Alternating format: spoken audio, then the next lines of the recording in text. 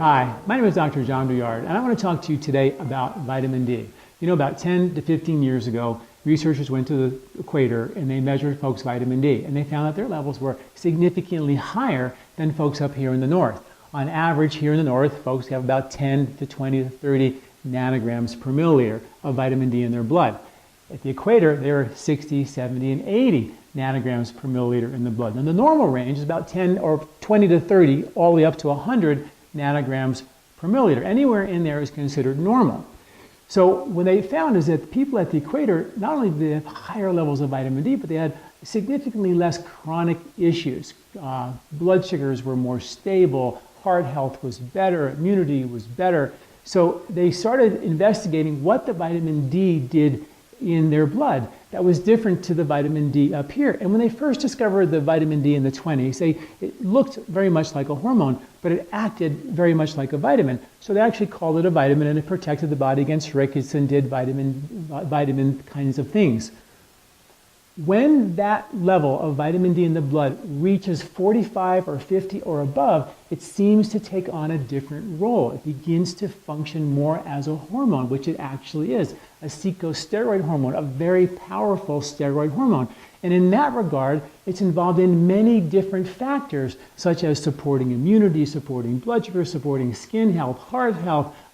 It targets over 2,000 different genes. I mean, the research on what vitamin D at optimal levels is phenomenal. And optimal levels are considered now to be about 50 to 80 nanograms per milliliter. You want to be in that target zone.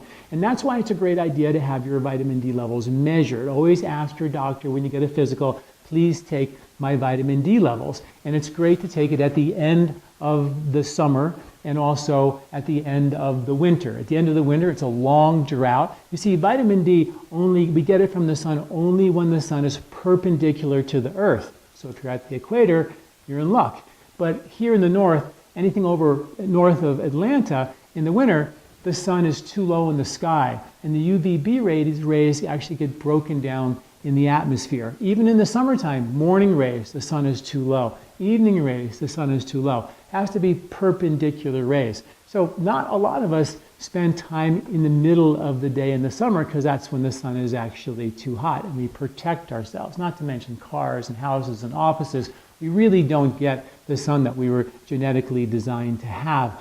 And when you really think about, vitamin D, if vitamin D is the only vitamin we get from the sun, and it is, that we know of, then to think that its only benefit for us is to protect us from rickets, it's a little bit naive to think that that's all we get. And now we know that when vitamin D is optimized, the levels are a little bit higher, that you have all these incredible benefits from vitamin D. So it's very important to optimize your levels. And I suggest making sure you get tested. We have a home test kit if that's difficult for you to go to the doctor, and it's about half the price of a blood test.